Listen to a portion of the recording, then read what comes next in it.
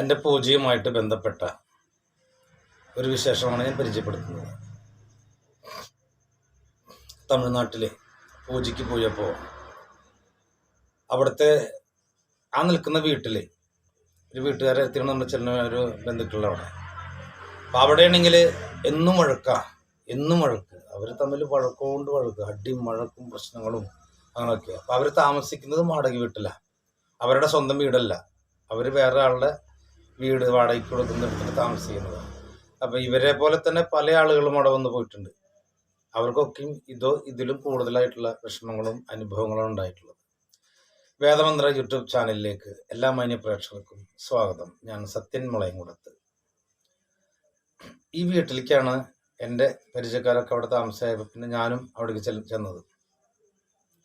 അങ്ങനെ അവിടെ താമസിക്കാൻ തുടങ്ങി നോക്കുമ്പോൾ എന്ന് പറഞ്ഞാൽ ഈ പറഞ്ഞ പോലുള്ള പ്രശ്നങ്ങൾ, വഴക്കുകൾ, ശരിക്ക് പൂജ്യം വരണില്ല, വന്നു കഴിഞ്ഞാൽ പൂജ്യം ചെയ്യാൻ പറ്റണില്ല, അങ്ങനെയൊക്കെ തരം ബുദ്ധിമുട്ടുകൾ.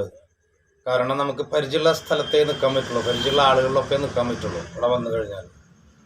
കാരണം ഒരുപാട് ഇതേപോലെ ജ്യോത്സ്യന്മാരും മാന്ത്രികന്മാരും ശക്തമായിരിക്കുന്ന മാന്ത്രിക കർമ്മികളുള്ളൊരു മണ്ണാണ് തമിഴ്നാട്. അപ്പോൾ അവിടെയൊക്കെ വേറെ പുറത്തുനിന്നൊരാൾ വന്ന് നിൽക്കുമ്പോൾ എന്ന് പറഞ്ഞാൽ അവരവിടെ നിർത്തില്ല. അപ്പോൾ അങ്ങനെ നമുക്ക് പരിചയമുള്ള ആളുകളുടെ അടുത്ത് മാത്രമേ നിൽക്കാൻ പറ്റുള്ളൂ. അപ്പോൾ എൻ്റെ പരിചയക്കാർ നിൽക്കുന്നത് വാടകയ്ക്കാണ്, അവരുടെ ഒപ്പമാണ് റൂമിൽ വേറെ റൂം എടുത്ത് അവിടെ താമസിക്കുന്നത്. അപ്പോൾ ഇങ്ങനെയുള്ളതായ അനർത്ഥങ്ങൾ ഉണ്ടാവാനായിട്ട് തുടങ്ങി. അങ്ങനെ വഴക്കുകൾ, പിന്നെ രാവിലെ ആയി കഴിഞ്ഞാൽ അല്ലെങ്കിൽ ഒറ്റയ്ക്ക് ആരെയുള്ള വെച്ചെങ്കിൽ ഇങ്ങനെ പാമ്പിൻ്റെ പോലെയുള്ളതായ ചെമ്പിനുമൊക്കെ അഴഞ്ഞ് പോകുന്നതായിട്ടുള്ള അവസ്ഥകൾ. അപ്പോൾ അങ്ങനെ പേടിപ്പെടുത്തുന്നൊരു അന്തരീക്ഷമാണ് ആ പൊതുവെ ആ വീട്ടിൽ. ഈ പറഞ്ഞ പോലെ തന്നെ സമാധാനം എന്താണെന്നുള്ളവരോട് അറിയില്ല, വഴക്കും കാര്യങ്ങളൊക്കെ. അപ്പോൾ ഇതിനെപ്പറ്റി അന്വേഷിച്ചപ്പോൾ അവർ പറഞ്ഞത് എന്താണെന്ന് പറഞ്ഞാൽ ഈ താമസിക്കുന്ന വീട്ടുകാർക്ക് അറിയാം ഇതിൻ്റെ ഉടമസ്ഥന്മാരെ കുറിച്ച്.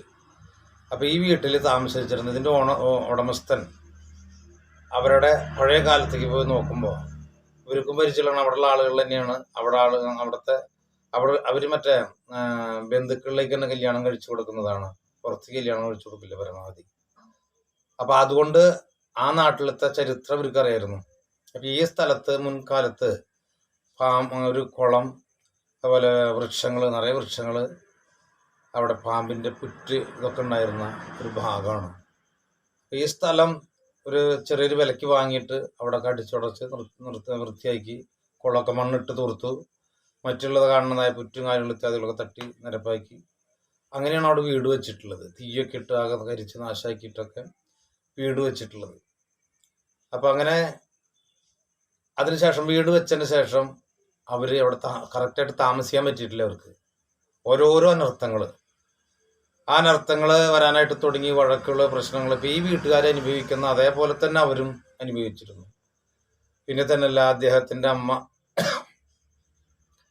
പെട്ടെന്ന് അസുഖമായതാണ്. പിന്നെ പാമ്പ് ഇഴയുന്ന പോലെ ഇഴഞ്ഞിട്ടാണ് നടക്കുക. എണീറ്റ് നിൽക്കാൻ പറ്റിയിട്ടില്ല, എണീറ്റ് നിൽക്കാൻ കഴിയില്ല. അപ്പോൾ അത് ഇങ്ങനത്തെ രൂപത്തിൽ അങ്ങനെ ഇഴഞ്ഞിട്ട് നടക്കുക. അതേപോലെ തന്നെ അദ്ദേഹത്തിൻ്റെ മകള് ആദ്യം പ്രസവിച്ചിട്ടുള്ളൊരു കുട്ടി പെൺകുട്ടിയായിരുന്നു. ആ കുട്ടിയിൽ 10, 30, 35, 40 വയസ്സാവണ വരെ ഒരു കുട്ടി, 2 കുട്ടിയുടെ അത്ര വയസ്സ് പ്രായമുള്ളൂ, പ്രായപൂർത്തിയായിട്ടില്ല. അതും ശരിക്ക് ശബ്ദിക്കില്ല, വെറും ഇങ്ങനെ ഞരങ്ങി കറിയുന്ന പോലുള്ളൊരു ശബ്ദമേ വരുള്ളൂ. അപ്പോൾ അതൊക്കെ ഇവിടുത്തെ ഒരു ശാപം കൊണ്ടാണെന്ന് അവർ പല ആളുകളും അറിഞ്ഞിട്ടുണ്ട്. അപ്പോൾ അത്രയും, അപ്പം മരിക്കുന്നത് വരെ, ആ അമ്മ മരിക്കുന്നത് വരെ ഇറങ്ങി നടക്കുക. അതേപോലെ തന്നെ ഈ കുട്ടി മരിക്കുന്നതിന് വരെ 10, 35 വയസ്സ് വരെ അങ്ങനെ താമസിച്ചിട്ടുണ്ട്, പ്രായപൂർത്തിയായിട്ടില്ല. അങ്ങനെയുള്ളൊരവസ്ഥ. അതും എണിക്കില്ല, ഇരിക്കില്ല, അങ്ങനത്തെ ഒരേ കിടപ്പ്.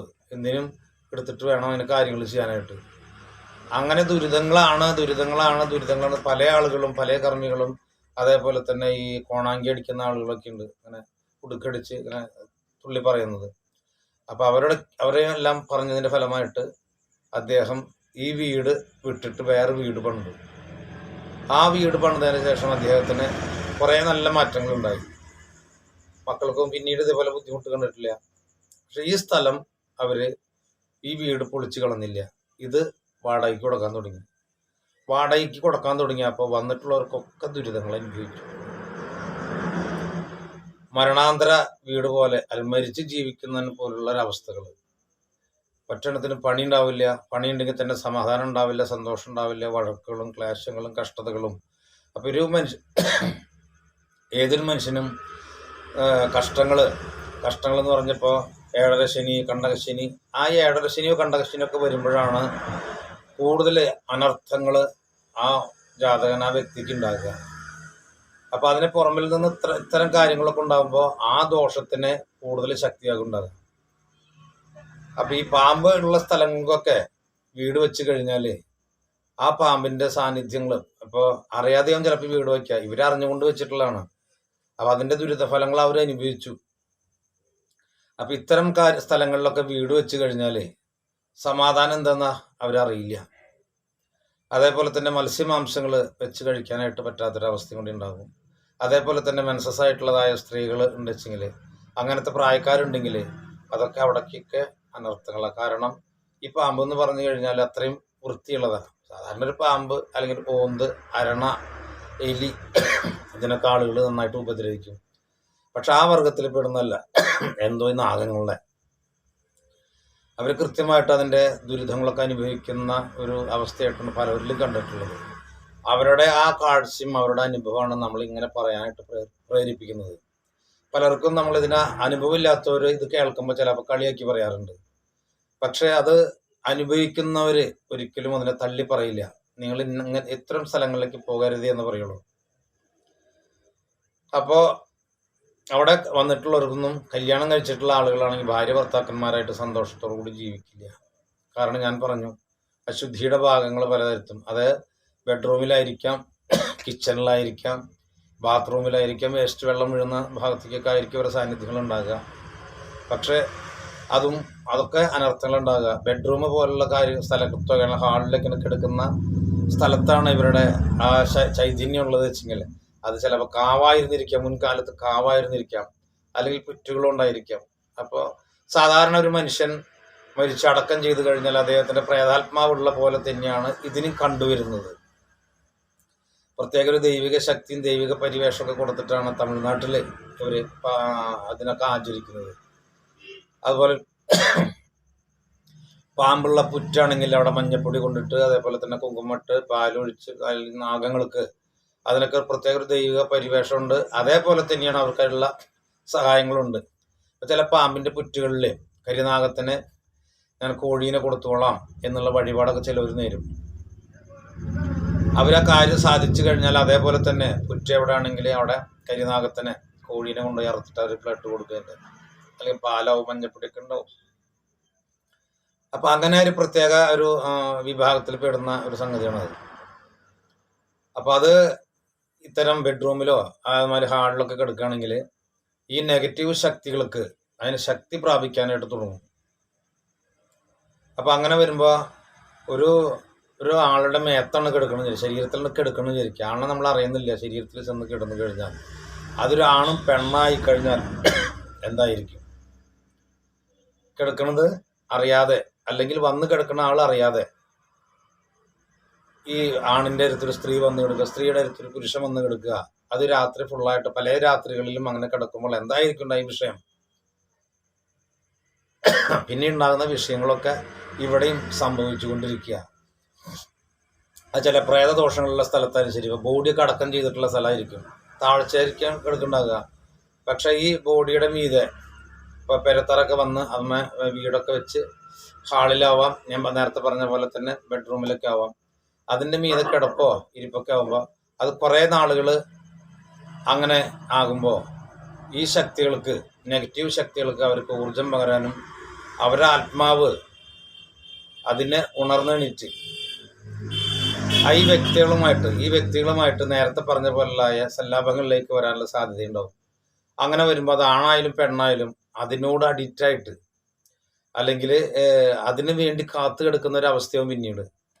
അത് പലതരത്തിലെ രോഗങ്ങളുണ്ടാകാം, ആലോചനകൾ, ആരോടും തുറന്ന് സംസാരിക്കില്ല, മാനസികമായിട്ടുള്ള കുറേ പ്രശ്നങ്ങൾ, ആരോട് എന്ത് ചോദിച്ചാലും ദേഷ്യം ഉണ്ടാകുക, പണിക്ക് പോകില്ല, ലഹരി ഉപയോഗിക്കണവരെ കൂടുതൽ ലഹരി ഉപയോഗിക്കും.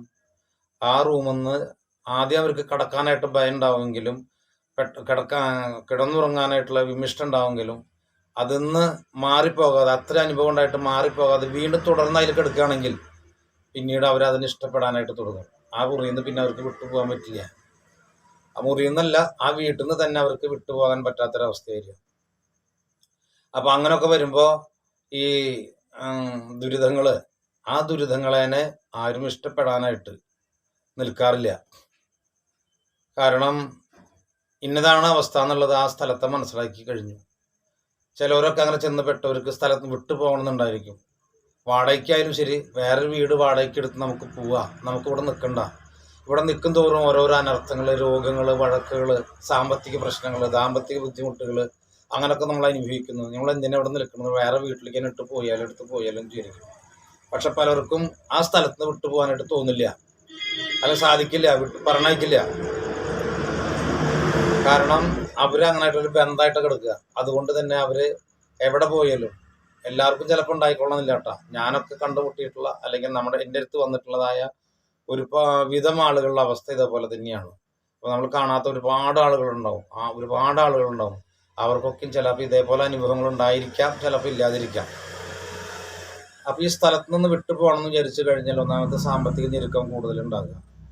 അല്ലെങ്കിൽ ഇപ്പോൾ ഒരു വാടക വീടാണെങ്കിൽ ഇപ്പോൾ ഇവിടെ മര്യാദയ്ക്ക് ചെറിയൊരു വാടകയ്ക്കാവും ഇവിടെ താമസിക്കുന്നുണ്ടാവുക. ഇനി ഇങ്ങോട്ട് പോകണമെങ്കിൽ വലിയൊരു അഡ്വാൻസ്, വലിയൊരു വാടകയും കൂടി വേണ്ടി വരും.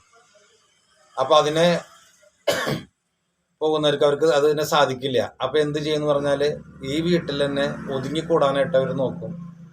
അപ്പോൾ ഇങ്ങനെ വരുമ്പോൾ എന്ന് പറഞ്ഞാൽ ആ കുടുംബനാഥന്മാരോട് അല്ലെങ്കിൽ അവർ മക്കളോ അനുഭവിക്കുന്ന ദുരിതങ്ങൾ പറയില്ല, അല്ലെങ്കിൽ ഭാര്യ അല്ലെങ്കിൽ ഭർത്താവ്, ഇവരൊന്നും പരസ്പരം ചിലപ്പോൾ ഈ സംഗതികൾ പറയില്ല. ചിലവർ പറയും നമുക്ക് ഭയങ്കര ബുദ്ധിമുട്ടാണ്, ഇവിടെ വയ്യ, ഇവിടെ നിൽക്കണ്ട, അവിടെ നിന്ന് പോവാം എന്ന് പറഞ്ഞാലും പരമാവധി ഇവിടുന്ന് വിട്ടുപോകാൻ പറ്റില്ല. ഞങ്ങൾ എന്താ ചെയ്യുക, നമുക്ക് വേറെ റൂം കിട്ടുന്നില്ല, കിട്ടിയാലും വലിയ വാടക അഡ്വാൻസ് ഒക്കെയാണ്, നമ്മൾ മക്കളെ നിങ്ങൾ അഡ്ജസ്റ്റ് ചെയ്യേ എന്നൊക്കെ പറഞ്ഞിട്ട് വീണ്ടും കൊണ്ട് കിടക്കുമ്പോൾ അത് അവരുടെ ശരീരത്തിലെ ഒരു തുള്ളി രക്തം വരെ ഉണ്ടാവാത്ത അവസ്ഥയിലുണ്ടാകാം. അതേപോലെ തന്നെ തലചുറ്റ്, അല്ലെങ്കിൽ ഉറക്കമില്ലായ്മ, കൂടുതൽ തലവേദന, മാനസികമായിട്ടുള്ള കുറേ പ്രശ്നങ്ങൾ, അങ്ങനെയൊക്കെ. ഭാര്യയും ഭർത്താക്കന്മാരാണെങ്കിൽ അവരുണ്ടെങ്കിൽ ഭാര്യയും ഭർത്താവും ഒരു റൂമിൽ ഒരു ബെഡ്റൂമിൽ കിടക്കുന്ന ശരി, പരസ്പരം അങ്ങോട്ടും ഇങ്ങോട്ടും അവർ സൗഹാർദ്ദമില്ലാത്ത അവസ്ഥയിൽ മുഴക്കും പ്രശ്നങ്ങളൊക്കെ ഇട്ട് ശാരീരിക ബന്ധങ്ങൾ വരെ ഉണ്ടാകില്ല. കാരണം അവർക്ക് കഴിയില്ല. അപ്പം അങ്ങനെ കഴിയുമ്പോൾ ഇപ്പുറത്തും അപ്പുറത്തും ഉറങ്ങാതെ കിടന്നിട്ട് ഈ ഭാര്യയും ഭർത്താവും തിരിഞ്ഞങ്ങോട്ടും കിടന്നിട്ട് ഇവർ പരസ്പരം ആലോചിക്കുക, ഞങ്ങൾ കണ്ടുമുട്ടിയ കാലത്ത് അല്ലെങ്കിൽ കല്യാണം കഴിഞ്ഞ സമയത്ത് ഇങ്ങനെ അല്ലല്ലോ, എന്തുകൊണ്ടാണ് ഇങ്ങനെ ഒരു അകലച്ച വരുന്നത്, എന്താണ് ഇതിന് കാരണം, ഇത് ഇനിയിപ്പോൾ അവർക്ക് വേറെ ആരെങ്കിലായിട്ടുമല്ല ബന്ധങ്ങളോ അടുപ്പങ്ങളോ ഉണ്ടോ, അതുകൊണ്ടാണോ എന്നോട് ഇത്ര സൗഹാർദ്ദം കാട്ടാത്തത്, പഴയ ആ അടുപ്പം കാണിക്കാത്തത്, അല്ലെങ്കിൽ നമ്മളതിനെ തൊടുന്നില്ല, അല്ലെങ്കിൽ വരണില്ല, അങ്ങനെയൊക്കെ സംശയങ്ങൾ തോന്നുകയും ആ സംശയം അത് പലതരത്തിലും വിളിച്ചു പറഞ്ഞ് അതും വഴക്കിന് കാരണങ്ങളായിരിക്കും. അല്ലെങ്കിൽ അവർ വീട്ടിൽ നിന്ന് പിരിഞ്ഞു പോകേണ്ട അവസ്ഥകളുണ്ടാകും, തല്ലും മുഴക്കും പ്രശ്നങ്ങളൊക്കെ ആയിട്ട്. അപ്പോൾ ഇതിൻ്റെ ഒക്കെ മൂല കാരണം ഞാൻ നേരത്തെ പറഞ്ഞു വന്നിരിക്കുകയാണ്. അപ്പോൾ ഇത്തരം കാര്യങ്ങളൊക്കെ ഉണ്ട് വെച്ചെങ്കിൽ അത് ആ വീടുകളിലേക്ക് വരാതിരിക്കുക. അപ്പം ഞാൻ ഈ പറഞ്ഞു വന്ന ഈ വീട്ടിൽ തന്നെ നമ്മൾ പൂജ ചെയ്യാനായിട്ട് അവിടെയാണ് ഒരു പൂജാമുറി ഉള്ളത്. അതിൻ്റെ കൂടുതൽ ബുദ്ധിമുട്ടുള്ള സ്ഥലം നമുക്കറിയില്ല. അറിയാൻ കഴിഞ്ഞത് എങ്ങനെയാണെന്ന് വെച്ചാൽ അവിടെ ഫോട്ടോ വെച്ച് വിളക്ക് വെച്ച് എൻ്റെ ക്ഷേത്രത്തിൽ ഞാൻ പൂജിക്കുന്ന പോലെ അത് എവിടെ പോയാലും അത് അവരെന്നെ പൂജിച്ചതിന് ശേഷമാണ് നമ്മൾ എന്തെങ്കിലും കഴിക്കുള്ളൂ, അല്ലെങ്കിൽ നോക്കാതിരിക്കുള്ളൂ, അല്ലെങ്കിൽ പൂജിക്കിരിക്കുള്ളൂ. അപ്പം നിത്യം ഇത് പൂജയില്ല നോക്കാനില്ലെങ്കിലും നിത്യം ആ അമ്പലത്തിൽ പൂജ ചെയ്യുന്ന അതേ അവസ്ഥയിൽ കർമ്മങ്ങൾ ചെയ്ത് അവർക്ക് നിവേദ്യങ്ങളൊക്കെ വെച്ചിട്ടാണ്. അത് കഴിഞ്ഞിട്ട് വിഷ്ണുവായിക്കും ദേവിക്കും മറ്റുള്ള മധ്യമകർമ്മം ചെയ്യുന്നവർക്കൊക്കെ സന്ധ്യയ്ക്ക് ഗുരുതി, ബ്രാൻഡി ഇത്യാദികളൊക്കെ വെച്ചിട്ട് അവർക്ക് കർമ്മങ്ങൾ കൊടുക്കും. തവിട് ഉണ്ടാക്കിയിട്ടോ അല്ലെങ്കിൽ അരിനെല്ലും വെച്ചിട്ടോ നിത്യം ചെയ്തത്. അപ്പോൾ ആ സ്ഥലത്ത് വെച്ചിട്ട് അങ്ങനെ ചെയ്യുമ്പോൾ നമ്മൾ നിൽക്കുന്ന സമയത്ത് കാണാം കാലിൻ്റെ അടിയിലൊക്കെ പുഴു ഇരിക്കുന്ന പോലെ, പുഴു തിളയ്ക്കുന്ന പോലെ രണ്ട് കാലിൻ്റെ അടിയിൽ ഭയങ്കര ഇഴച്ചിലൊക്കെ. അപ്പോൾ അത് ആദ്യമൊന്നും മനസ്സിലായില്ല. പിന്നീട് ഇങ്ങനെ ആവർത്തിക്കും തോറും നമുക്ക് അതൊരു അസഹ്യമായിട്ട് തോന്നി. അപ്പോൾ അതെന്തുകൊണ്ടാണ് അങ്ങനെ പ്രാർത്ഥിച്ച് നോക്കുമ്പോഴാണ് കാണുന്നത് ഇവിടെയൊക്കെ വലിയ പുറ്റുകൾ, അതുപോലെ വെള്ളം കെട്ടിക്കിടക്കുന്ന ഭാഗങ്ങൾ, വലിയ മരത്തിൻ്റെ മീതെ ഇങ്ങനെ പാമ്പുകളൊക്കെ ഇഴഞ്ഞ് നടക്കുന്ന, അങ്ങനെ കൂട്ടി നടക്കുന്നൊരവസ്ഥ. അപ്പോൾ അങ്ങനെയൊക്കെ ഉണ്ടായിരുന്ന സ്ഥലത്താണ് ഇത് വന്നിട്ടുള്ളത്. അപ്പോൾ അത് ഓരോരുത്തർക്കും അനുഭവിച്ചറിയുമ്പോഴാണ് ഇതിൻ്റെ എന്താണ് ബുദ്ധിമുട്ടുകൾ ഇനി അത് മനസ്സിലാവുക. അല്ലെങ്കിൽ പെട്ടെന്ന് ഒരാളോട് പറഞ്ഞു കഴിഞ്ഞാൽ വിശ്വസിക്കില്ല. അവർക്ക് കളിയാക്കാൻ അതിലേറെ ധാരാളമാണ് ഇങ്ങനെയൊക്കെയുള്ള ഈ കാലഘട്ടത്തിൽ ഇങ്ങനെ ഉണ്ടെന്ന് പറയാൻ നാണക്കേടാ. അപ്പം നമ്മളിപ്പോൾ ഒരു ചതുപ്പിൽ പെട്ട് കഴിഞ്ഞാൽ അവിടെ നിന്ന് രക്ഷപ്പെടാനായിട്ട് നമ്മൾ കുതിക്കും തോറും അതിലേക്ക് താഴ്ന്നു പോകുന്നൊരവസ്ഥ ഉണ്ടാകുക. അത് പരമായിട്ടുള്ള സത്യം തന്നെയാണ്. അല്ലെങ്കിൽ ആരെങ്കിലും വല്ല കയറിട്ടിട്ടോ വടിയൊക്കെ ഇട്ടിട്ട് പിടിച്ച് കയറ്റണം, അല്ലെങ്കിൽ അദ്ദേഹം അതിലേക്ക് താഴ്ന്നു കൊണ്ടിരിക്കും. അപ്പോൾ അതേപോലെ തന്നെ ഇത്തരം സ്ഥലങ്ങളിലൊക്കെ വന്നു കഴിഞ്ഞാൽ ഇതിൻ്റെ ശല്യങ്ങളുള്ള ഈ സർപ്പത്തിൻ്റെ സാന്നിധ്യമുള്ള മണ്ണിലേക്ക് വന്നു കഴിഞ്ഞാൽ അത് അവരുടെ ദുരിതങ്ങൾ നമ്മളെ അനുഭവിക്കാൻ തുടങ്ങും. അപ്പോൾ കിടക്കുന്ന സ്ഥലത്ത് ഒരു അലമാരൊക്കെ ഉണ്ടായിരുന്നു. ആ അലമാരൊക്കെ ഉള്ള കാരണം അതിനോട് നീക്കിയിട്ട് കിടന്നിരുന്നത്. കുറേ നാൾ കഴിഞ്ഞ് നോക്കുമ്പോൾ ഈ അലമാര മാറ്റി അവിടെ അടിച്ച് വൃത്തിയാക്കി അവിടെ കിടന്ന് അങ്ങനെ ഉറക്കം പിടിച്ചു വരുന്ന സമയത്താണ് ശരീരത്തിൻ്റെ ഒരു ഭാഗത്തോട്ട് ഇങ്ങനെ അരിച്ച് കയറുന്നത്. ഇങ്ങനെ തോന്നുന്നു നല്ലൊരു ഭാരമുള്ള അത് തണുപ്പുള്ളൊരു സാധനം എന്തോ ഇങ്ങനെ ശരീരത്തിൽ ഇങ്ങനെ അരിച്ച് കയറുന്നതായിട്ട് ഫീൽ ചെയ്തു. ആ വന്ന വശം ചാടി എണീറ്റ് പിന്നെ അവിടെ കിടന്നിട്ടില്ല. അപ്പം ഇത് എൻ്റെ അനുഭവമാണെങ്കിൽ ഇതേപോലെ 100 ആളുകൾക്കുള്ള അനുഭവങ്ങളുള്ളവരുണ്ട്. അപ്പം അവർക്ക് എന്നും ചിലപ്പോൾ ഒരു രോഗികളായിരിക്കും. അവർ എത്ര കർമ്മങ്ങൾ ചെയ്താലും അവർക്ക് അത് മാറ്റം ഉണ്ടാവില്ല. ചിലവർക്ക് ഇങ്ങനെയുള്ള വീടുകളിലെ ഈ പാമ്പിൻ്റെ പ്രശ്നമുണ്ട്, പാമ്പിൻ്റെ ദുരിതമുണ്ട് എന്നുള്ളത് ചിലവരൊന്നും പ്രശ്നത്തിൽ കാണില്ല. അല്ലെങ്കിൽ ചിലവർ പ്രേത ദുരിതമുണ്ടൊന്നും കാണില്ല. അഥവാ കണ്ടാലും അവരെ നിർദ്ദേശിക്കുക ഏതെങ്കിലും ക്ഷേത്രത്തിൽ പോയിട്ട് ഒരു സർപ്പക്കാവിൽ പോയിട്ട് പാലും നൂറും കഴിക്കുക, അത്രയൊക്കെ പറയുള്ളൂ. അല്ലെങ്കിൽ സർപ്പങ്ങൾക്കായിട്ട് കുറച്ച് എണ്ണ മഞ്ഞപ്പൊടിയൊക്കെ കൊടുക്കുക, അത്രേ അവർ ആവശ്യപ്പെടുള്ളൂ. പക്ഷേ ഇത്തരം ദോഷങ്ങൾ ഉണ്ടാകുമ്പോൾ അതൊന്നും പരിഹാരമാവില്ല. ഈ വഴിപാടൊക്കെ ചെയ്തിട്ട് വീണ്ടും ഇങ്ങടെ വരണത്, അല്ലെങ്കിൽ ഒരു ജ്യോത്സ്യൻ്റെ ഒരു കർമ്മിയുടെ അടുത്ത് പോയി അതിൽ കണ്ട പരിഹാരങ്ങളൊക്കെ ചെയ്ത് സർപ്പത്തിൻ്റെ ഒക്കെ നീക്കി കഴിഞ്ഞ് ചിലപ്പോൾ ഇങ്ങോട്ട് തന്നെ വരിക.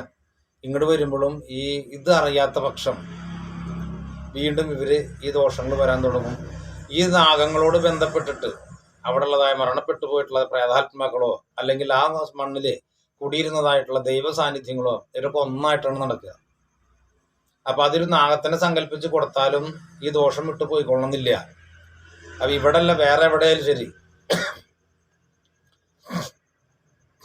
സ്ഥലത്ത് താമസിച്ചിരുന്നു, അവരേതെങ്കിലും കാരണവശാൽ ആ സ്ഥലം വിറ്റു പോകേണ്ടി വരുമ്പോൾ ഒന്നെങ്കിൽ പാമ്പും കാവോ അല്ലെങ്കിൽ ഈ പുറ്റുകൾ ഉടയ്ക്കേണ്ട ആവശ്യം വരുന്നില്ല. പാമ്പും കാവ്, അതേപോലെ തന്നെ ബോഡികൾ മറവ് ചെയ്തിട്ടുള്ളതായ സ്ഥലങ്ങളൊക്കെ ഒന്നുകിൽ അതൊക്കെ തല്ലിപ്പൊളിച്ച് വൃത്തിയാക്കി മട്ടാക്കിയിട്ട് അവർ ആ സ്ഥലം വിൽക്കാൻ വേണ്ടിയിട്ട് അങ്ങനെ പോവും.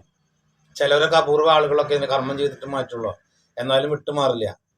അങ്ങനെ ആ വിടുന്ന സ്ഥലത്തേക്കാവും ചിലപ്പോൾ അങ്ങനെയൊക്കെ വൃത്തിയാക്കിയിട്ട് അവർ വിറ്റിട്ടുണ്ടാവും. ആ സ്ഥലത്തേക്കാണ് ഇതൊന്നും അറിയാത്ത ആളുകൾ വന്നിട്ട് ഒരു 10 സെൻറ്റ് സ്ഥലം, 5 സെൻറ്റ് സ്ഥലം, അല്ലെങ്കിൽ 3 സെൻറ്റ് സ്ഥലം മേടിച്ച് അവർ വീട് വയ്ക്കുക. ആ വീട് വയ്ക്കുന്ന സ്ഥലത്ത് ഇതേപോലെ ഉണ്ടായിരുന്ന ഒരു സ്ഥലത്താണ് ആ വീട് വരുന്നത് വെച്ചെങ്കിൽ ഈ പറഞ്ഞ സംഭവങ്ങളൊക്കെ ഇവരും അനുഭവിക്കേണ്ടി വരും. അപ്പോൾ ഇവർ ഏതെങ്കിലും ജ്യോത്സ്യൻ്റെ അടുത്ത് നോക്കുമ്പോൾ ഇങ്ങനെ സർപ്പത്തിൻ്റെ സാന്നിധ്യം ഉണ്ടായിരുന്നു പറഞ്ഞാൽ ഇവർ പറയുന്നതാ അവിടെ അങ്ങനെയൊന്നും ഉണ്ടായിരുന്നില്ല, അവിടെ പരന്ന് കിടക്കുന്ന സ്ഥലമായിരുന്നു, അവിടെ ഒന്നുമില്ല, അവിടെ കുണ്ടുമില്ല, കുളവുമില്ല, കാവുമില്ല, ഒന്നും ഉണ്ടായിരുന്നില്ല, ഞങ്ങൾ മേടിച്ചൊരു ഇസ്ലാമിൻ്റെ കയ്യിൽ നിന്നാണ്, അല്ലെങ്കിൽ ഞങ്ങൾ മേടിച്ചൊരു ക്രിസ്ത്യാനിയുടെ കയ്യിൽ നിന്നാണ്, അവിടെ അങ്ങനെയൊന്നും ഇല്ല എന്ന് പറയും. അപ്പം ഇതിൻ്റെ വർഷങ്ങൾ പിന്നിടുമ്പോൾ ഇവിടെ ഈ പറഞ്ഞ സംഭവങ്ങളൊക്കെ ഉണ്ടായിരുന്നിരിക്കാം. അതിൻ്റെ ദുരിതങ്ങളാണ്. അല്ലെങ്കിൽ മരണപ്പെട്ടു പോയിട്ട് അടക്കം ചെയ്തിട്ടുള്ളതായ പ്രേതാത്മാക്കളുടെ ഇന്നൊക്കെ ദഹിപ്പിക്കലും കറണ്ടും ഗ്യാസുമൊക്കെ കത്തിച്ച് കളയാം മരണപ്പെട്ടു പോയി കഴിഞ്ഞാൽ. നേരത്തെ അതൊക്കെ ഓരോ വീടുകളിലും അടക്കം ചെയ്തിരുന്നതാണ്, എന്നിട്ട് അതിൻ്റെ സമാധികൾ കിട്ടിയിരുന്നു. അപ്പം അങ്ങനെയുള്ള സ്ഥലത്തേക്കൊക്കെ വന്നു കഴിഞ്ഞാൽ ഈ പറഞ്ഞ പോലെ ദുരിതങ്ങൾ അനുഭവിക്കും. പലരും ഇന്ന് ചതിക്കുഴിയിൽ പെട്ട പോലെ തന്നെയാണ് ഓരോ വീടുകളും രക്ഷപ്പെടാൻ പറ്റാണ്ട് കിടക്കുന്നത്. സ്വന്തം സ്ഥലമാണെങ്കിൽ അത് വിറ്റ് പോകാനും പറ്റില്ല, ഒരാളും മേടിക്കൂല, ഈ വാടകയ്ക്ക് ഈ സ്ഥലത്ത് പോകാനും പറ്റില്ല. അത്തരം ദുരിതങ്ങൾ അനുഭവിക്കുന്ന ഒരു കാലഘട്ടങ്ങളായിരിക്കും. അപ്പം ഇത്തരം ഇത്തരം ദുരിതങ്ങളൊക്കെ അനുഭവിക്കുന്നുണ്ടെങ്കിൽ എത്രയും പെട്ടെന്ന് അവിടുന്ന് രക്ഷപ്പെടാനായിട്ടുള്ള കാര്യങ്ങൾ നോക്കുക. അത് നോക്കി അറിഞ്ഞിട്ട് സർപ്പത്തിൻ്റെ ഉണ്ടോ മറ്റു നാഗത്തിൻ്റെ ഉണ്ടോ ശത്രുദോഷങ്ങളുണ്ടോ അതൊക്കെ ഒരേപോലെ തന്നെ കർമ്മങ്ങൾ ചെയ്തിട്ട് ആദ്യം ശത്രുദോഷങ്ങളെ തീർത്ത്, പ്രേതദോഷങ്ങളാണെങ്കിൽ സ്ത്രീ പുരുഷ പ്രതിമകളിലേക്ക് ആവാഹിച്ച് അതിനെ സാന്നിധ്യപ്പെടുത്തുക. സർപ്പദോഷത്തിൻ്റെ ആണെങ്കിൽ സർപ്പപ്രതിമ, പുറ്റ്, മുട്ട ഇതൊക്കെ വാങ്ങിച്ചിട്ട് സമസ്ത അപരാധം പറഞ്ഞ് ഇവരുടെ ശരീരത്തിനും മണ്ണൊന്നും വിട്ടുപോകുന്ന തരത്തിലുള്ള കർമ്മങ്ങൾ ചെയ്തിട്ട് പാമ്പിൻ്റെതായ സർപ്പത്തിൻ്റെ പ്രതിമ, സർപ്പങ്ങൾ മാത്രമുള്ള കാവില്, സർപ്പങ്ങൾ കാവായിരിക്കണം, വേറെ ഉപമൂർത്തികളായിട്ട് വരരുത്. സർപ്പം മെയിനായിട്ട് സർപ്പത്തിൻ്റെ കാവ്, ആ കാവിൽ സമർപ്പിച്ച് അവിടെ പാലും നൂറും കഴിക്കുക. അങ്ങനെ വരുമ്പോൾ ഈ പാമ്പിൻ്റെതായ ദോഷങ്ങൾ വിട്ടുപോകും.